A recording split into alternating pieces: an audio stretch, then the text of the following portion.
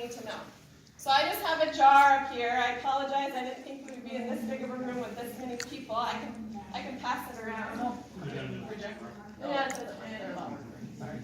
So it's just a jar of soil, and I added water. And as you can imagine, some things like leaf material, dead roots are kind of floating to the top. There might be like a dead bug carcass in there. And that's all what we call particulate organic matter. So those are residues, those are materials where you can look at them and kind of identify where they came from. You know that that used to be a leaf or a root. It's still identifiable. That kind of organic matter, that particulate organic matter, is what we call active. It's very rapidly turning over. It's what's going to decompose fast. It's very young, so maybe less than 5 years old. And a lot of times it comes from residue that's been incorporated into the soil or plants that have died, or maybe bugs that have died, that kind of thing. So also in this jar are all kinds of compounds that are dissolved in the water. That's what gives it that color, that kind of, it's not quite clear like a tea. And all of those compounds are also part of that active portion. That's dissolved organic matter. And those are little sugars and proteins and things that just go into solution very easily. So all of that stuff that's suspended, you can think of as very rapidly turning over. That's microbial food. It's going to decompose very quickly, and it's very young. That's a very small portion, like 10 to 20% of the organic matter in soil belongs in that active pool. All the rest, so we're talking like 80%, is what's giving the soil in the bottom that black color. So that's what we're talking about when we're talking about stable organic matter. Sometimes you hear about passive organic matter or humic materials. And those are chemically transformed pieces of the active organic matter. As it's decomposed, it just kind of chemically changes and becomes these very amorphous compounds that are dark in color, and they stick to the soil particles. And once they're there for a very, very long time, centuries or longer. Again, that's like 80% of our organic matter in most of our soils, and that's where we get our black color. So when you're thinking about organic matter in soil, you might be thinking about the residue on the surface, the things that we can see, you know, that material that gives your soil that fluffy texture, and that's all very good, but that's primarily that short-lived active stuff. Whereas most of our soil organic matter pool in the soil is this stable, very dark material. You've probably heard about carbon to nitrogen ratios. Right? Or you think that maybe that's something you should have heard about, or you think you should know more about. Well, I'm going to show you right here why it's important. So I have a couple of examples of different types of residue. This is like an old cereal rye residue. On each table there's a little handout here. There should be a stack of different carbon and nitrogen content of different materials that you would find on farm or out in the environment. You can see something like, say, wheat straw, which would be very, very similar to this rye that I have here in my hand, has a carbon to nitrogen ratio of 80, which means it has 80 units of carbon for every single unit of nitrogen. And so as you get into more green materials, things like legumes, things that fix nitrogen, that carbon to nitrogen ratio goes down. That means that there's, per unit of carbon, more units of nitrogen. So when we think about quality of organic matter and carbon and nitrogen ratios, this has everything to do with how fast that organic matter is going to be decomposing and turning over, and I'll show you why here in a second. So we have our rye. This is a high carbon and nitrogen material. I'm going to put it next what that might look like at a molecular level. So here we have a carbon to nitrogen ratio represented of 60 to 1. So each of these purple skittles is a carbon unit, and a green one is a nitrogen unit. So we have 60 carbons to 1 nitrogen. So that's what this residue might look like at the molecular level. We also have some alfalfa residue, which would be very similar to I don't know what it is on here. tend to think of it being fairly low, right? It's a legume nitrogen fixing, high nitrogen content in the tissues. So in this tray, we have carbon to nitrogen of 10 to 1. So 10 units of carbon, purple skittles, to every single green nitrogen. Okay, and then in this last one, I have some pepperoni. Okay, so this is not plant material. This is a carbon to nitrogen ratio of 2 to 1. That is so nitrogen enriched that you don't even find it in plant biomass. This is like animal protein. It's like a steak, or my favorite example is a dead mouse in the field. Okay, so that's like meat.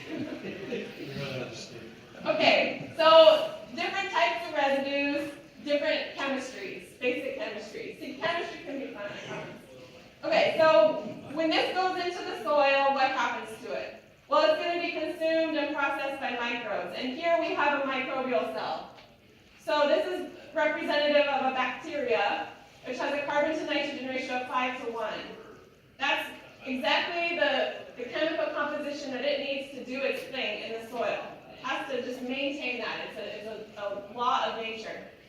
But as microbes process this material, just like us when we eat a meal or when we're just sitting here, we respire CO2. It's a byproduct of our metabolism. It makes us have energy. So every time a microbe wants to go consume some of these materials, it's going to be releasing carbon dioxide as well. So it all comes down to the ratios. So we'll start with this carbon to nitrogen ratio of 10 to 1. This microbe is going to start decomposing it. It wants to build more microbial cells, and it's also going to be consuming some of that carbon for its physiology or metabolism. So it's going to go ahead and consume enough carbon to make another microbial cell, along with its nitrogen, so 5 units of carbon, a unit of nitrogen, and just because of its metabolic needs, it also respires 5 units of carbon. So equal amount that it's incorporating into new biomass as it is respiring. So now you're just going to have to be patient with me while I build some microbial cells. It actually happens much slower in nature. Chemically the exact same as our model cell here, but then we also blew off just as much carbon dioxide. Okay, so that residue is gone. So that means that for this microbial cell, a carbon to nitrogen ratio of 10 to 1 is perfect. It's 100% efficient. There's no nitrogen needed. There's no excess carbon. It's the perfect food source for this microbial cell. So let's go down to eat on this rye residue. So if we build one microbial cell, again, we're going to take 5 carbons and put them into biomass, and then we're going to take 5 carbons and put them into the atmosphere, and what's left? Can you see it? It's a whole lot of carbon. And that's why this stuff takes forever to break down, because it's just full of carbon, there's not enough nitrogen. So people ask me all the time, could I then pour nitrogen fertilizer on my residue to help it break down? Well, I guess chemically that works, but it's still not going to be in contact with the soil and the microbes. It's still going to be dry and exposed to the atmosphere. So the conditions, the habitat conditions for the microbes aren't quite right. The other reason that this also takes a long time to break down is that it's very fluffy, right? It's very upright, it stays upright, and so the only things that are going to be decomposing this are the things that can grow up into it, right? It's not going to be residue that's kind of laying close to the soil surface, so fungi are going to be the decomposing champions of this kind of residue. A lot of carbon to deal with. Okay, so any predictions of what's going to happen when our microbe wants to go after this stuff? You're going to have a nitrogen credit. Yeah, but you've seen this demo before. Okay. He predicted that we're going to see a nitrogen excess. Okay, so let's build some microbial cells. I was talking to you. Same exact rules. And I think you'll probably see very quickly what is going to happen.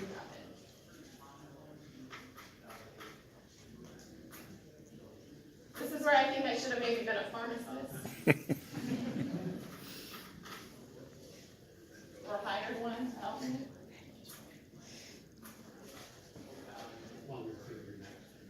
No way, I'm a soil scientist.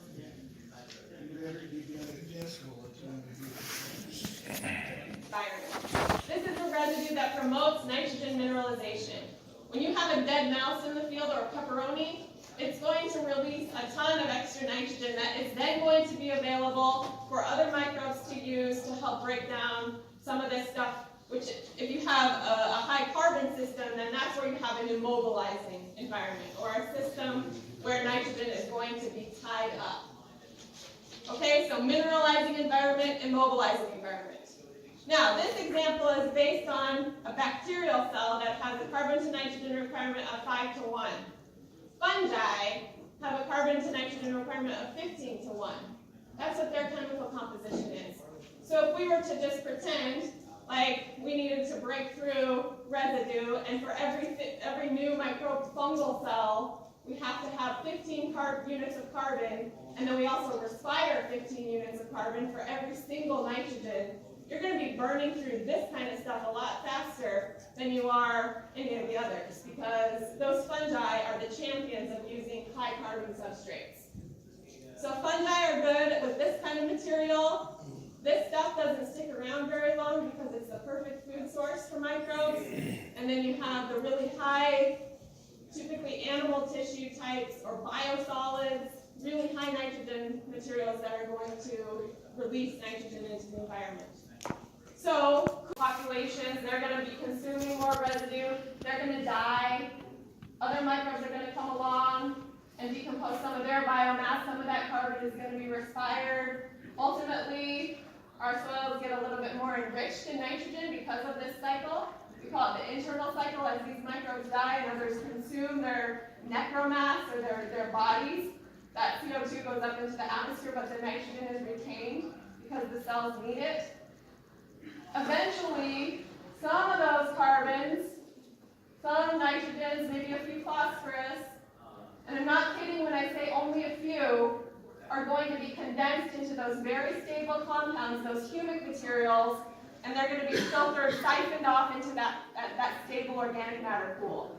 So for any amount of residue that's added, less than 1% ends up in that stable organic matter pool over the course of 5 to 10 years. It's very, very slow. Question?